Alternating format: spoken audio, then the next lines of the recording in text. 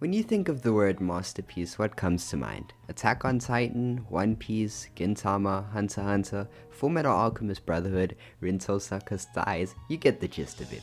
These anime and thighs have deservingly been held in high regard in the anime community and commonly referred to as masterpieces over the course of the years that they have aired. But we're not here to talk about the past. Most of these anime have already ended or are set to end in the future. Now that gets you thinking, what really is the next anime to claim the title of masterpiece?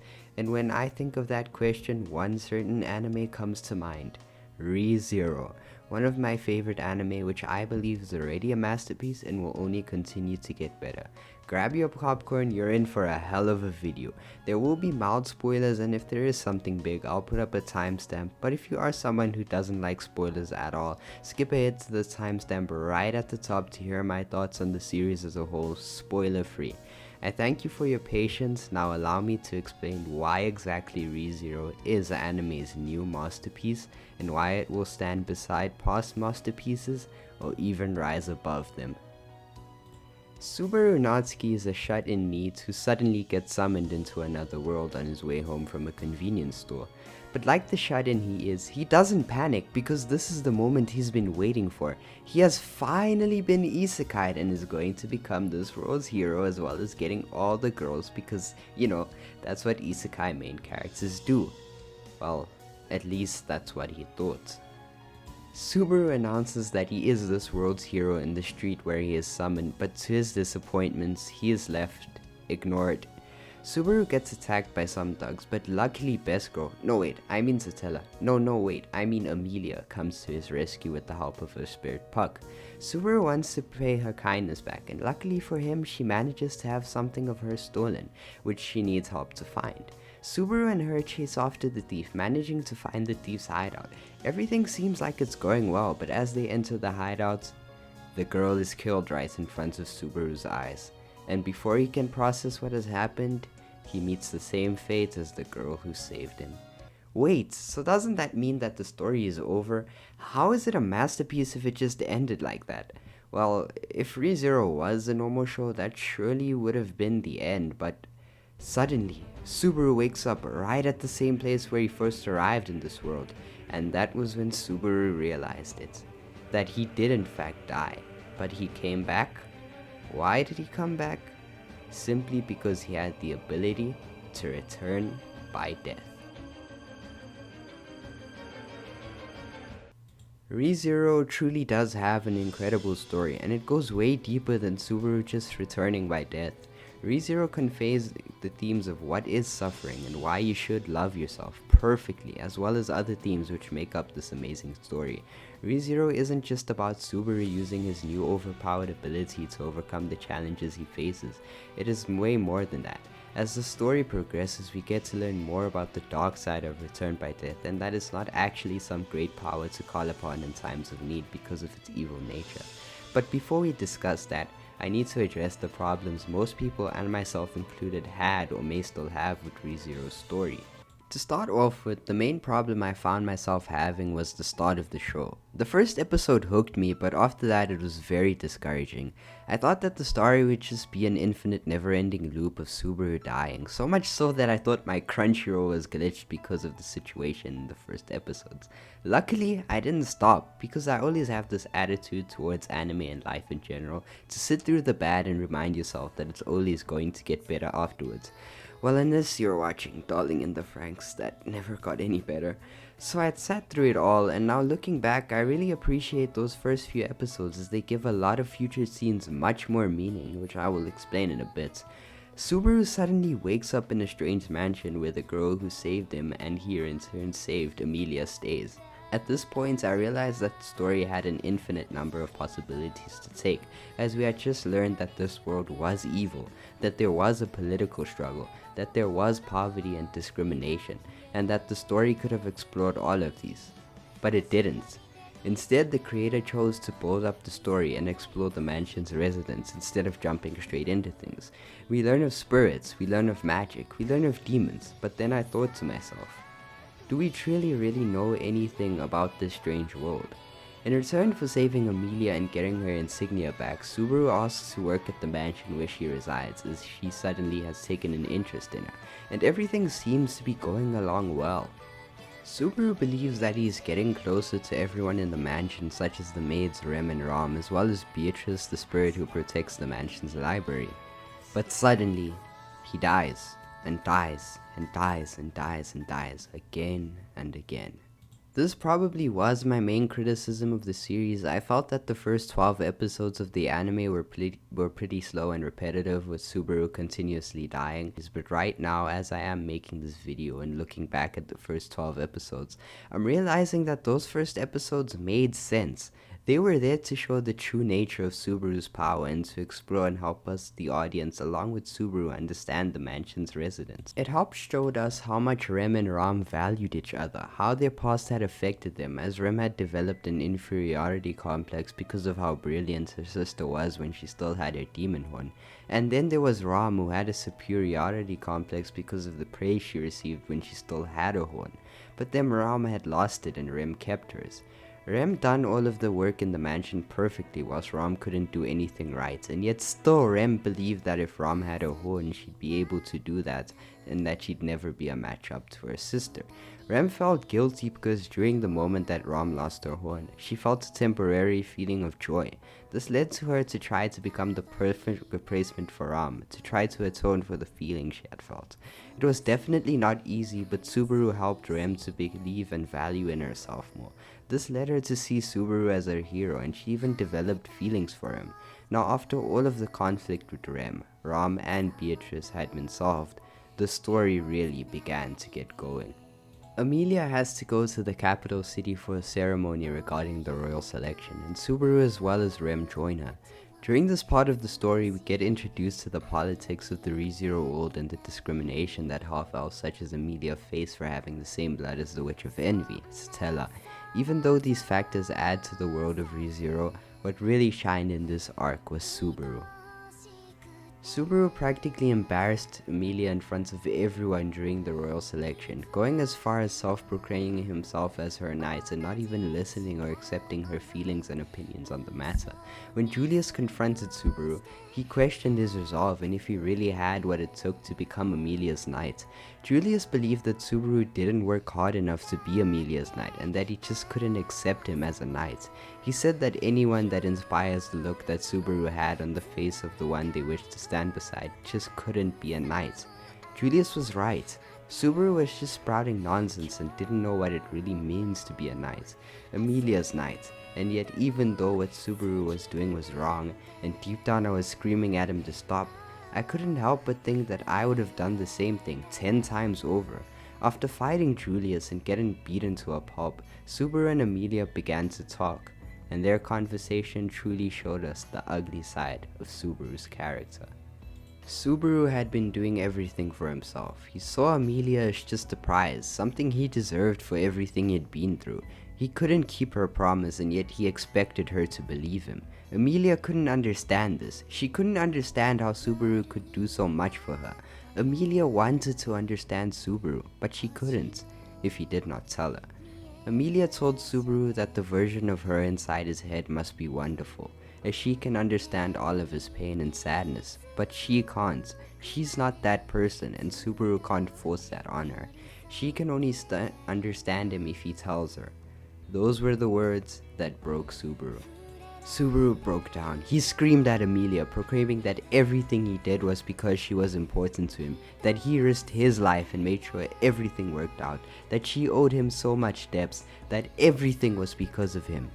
Emilia knew that she owed him so much, so she decided to repay all of the debts by ending their relationship, with her last words being, "You know, I had high hopes for you. I thought that you'd be the one to give me special treatment, but also look at me like how you look at everyone else." Thus, she left the room, bringing their relationship to an end. I completely loved this episode. It showed Subaru's flaws and his selfishness as a person. It showed the loneliness of Return by Death, as when Subaru was about to tell Emilia everything, he was stopped by Satella. Subaru told Emilia that he just couldn't look at her at how he looks at everyone else. To her this was horrible, as she thought he viewed her as just another half-devil like how everyone else did, but not a normal girl. But Subaru didn't mean that. What he meant was far from that. He just couldn't tell her. Subaru was now in a very bad state. He practiced sword fighting with Wilhelm, lying to himself that he's getting stronger when in fact he was just trying to make himself feel better. And now, the mansion was in danger. Subaru wanted to go back to help Emilia, even if it meant forsaking his promise with her, not even thinking about her opinion on it, once again showing his tendency of forcing his ideals on others, after trying and failing time and time again to save the mansion. Subaru lost it. For the first time ever, he was ready to give up. It was simply too much for him. Subaru approached Rem, asking her to run away with him. Subaru broke down and explained that no one needed him in Lagunica, so or rather just disappear. He said that everything he does leads to a dead body, and he's tired of it. He once again asks Rem to run away with him. For the first time since the start of the story, Subaru was ready to forget about his challenges. He wanted to run away and turn his back on it all. He wanted to give up. It probably would have been much easier to give up, and he probably would have done it, but he didn't. And it's all thanks to Rem. Rem began to tell Subaru about all the things they could do once they've ran away, how they'd make a living, and once they had enough income, they might even have a baby. She spoke about how she wanted to die beside Subaru, holding his hand surrounded by their children and their grandchildren. Rem said that she'd be happy if they could live like this, but if she chooses to run away, she'd be leaving behind the Subaru she loved. She'd be leaving behind the person she fell in love with. She told Subaru that it is not easy to give up, but Subaru interrupted her. He said that there was nothing easier about giving up and that it was easier to think of something to do, but he couldn't. There was no way out. Everything leads to him giving up. Rem spoke again. She said that it is easy to give up, but it doesn't suit Subaru. Rem said that she knew that Subaru was someone who could not give up on the future. Subaru had not given up on anyone, and hearing this broke him as he thought of all the horrible things he had faced. Subaru asked Rem what the hell does she know about him. Subaru went on to name all of the things that made him a horrible person. I'm not strong, but I want it all. I have no knowledge, yet all I do is dream. There's nothing I can do, yet I struggle in vain. Subaru then finally said it. He hated himself. Subaru realized that he hadn't even changed at all ever since he had came to Lagunica. He still complained, he was still lazy, he still wasted his freedom. He hadn't changed at all. And what did Rem do? She simply replied by listing all of the things she loved about Subaru. Rem said that when no one in the world believed in Subaru, even Subaru himself, Rem would still believe in him. Why? Because he is her hero, Natsuki Subaru. Subaru said that there was someone who cared for him, someone that loved him, someone that believed in him even when he didn't. This scene truly was beautiful. It taught me that there will always be someone who believes in you and that they want you to believe in yourself. For once, Subaru was able to believe in himself, and it's all thanks to Rem. Rem's words gave him the strength. They gave him the strength to start anew, from zero. With Rem believing in him and Subaru believing in himself, he found new strength, and though it was very hard, he finally managed to defeat the White Whale as well as forming bonds with the Cursed and Anastasia camps. All that was left was to confront Emilia.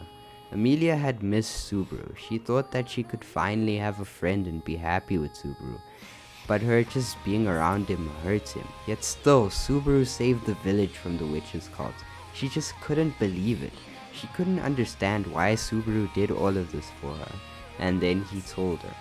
Subaru told Emilia that it was because he loved her.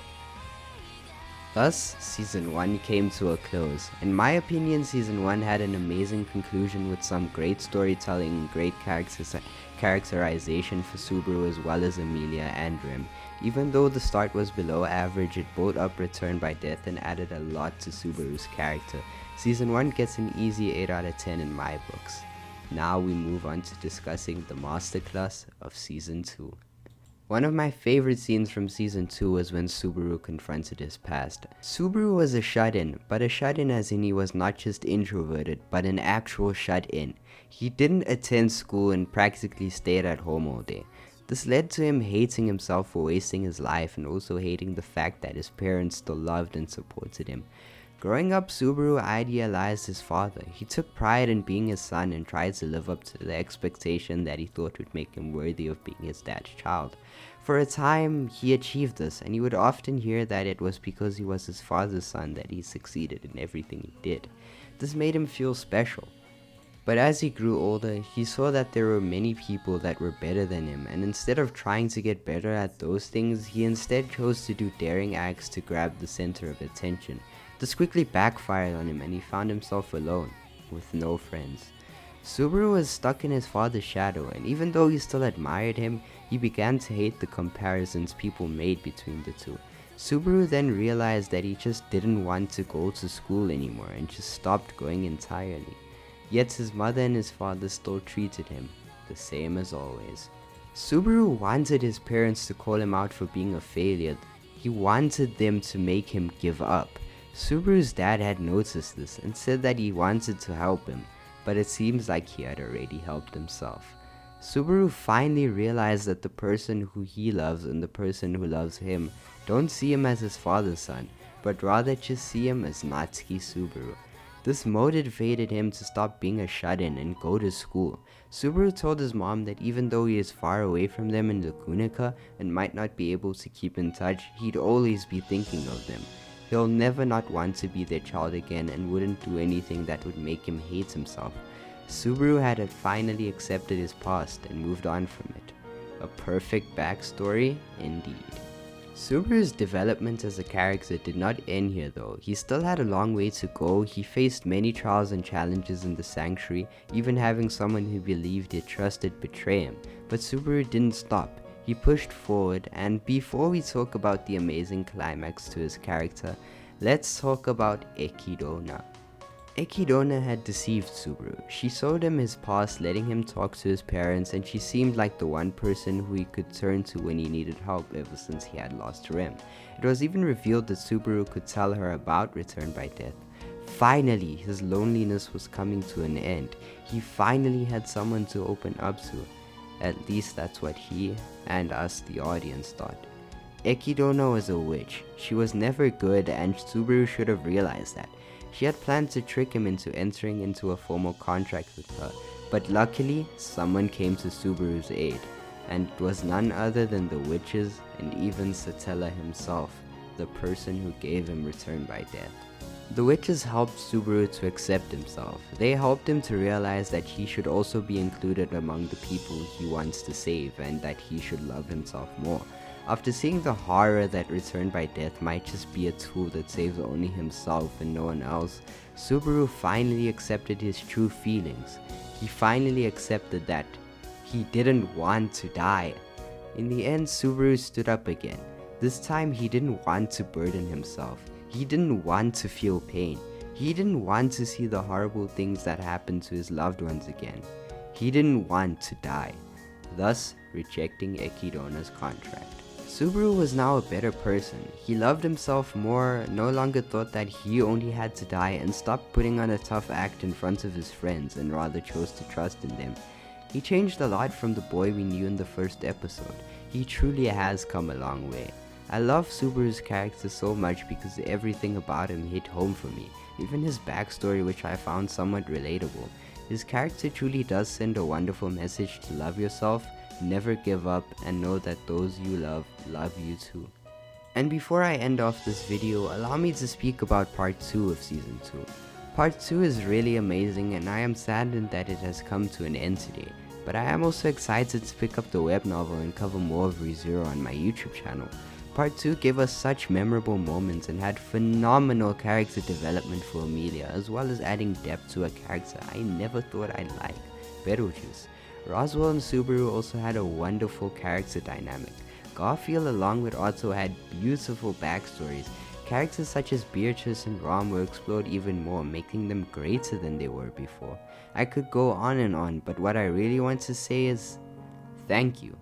Thank you to White Fox Studio for adapting one of my favorite series ever, and thank you to Tape for creating this wonderful series. And finally, thank you to all of you, my viewers, for watching this video. I'm so fairly new to analysis, so I decided to dedicate this video to the story and main character of ReZero so that I wouldn't make any mistakes. But I promise to make more videos on the sidecast, world building, and more aspects of the series in the future. That's it for me for today. Remember to love yourself and stay safe. I'll make sure to catch all of you guys next time. Peace.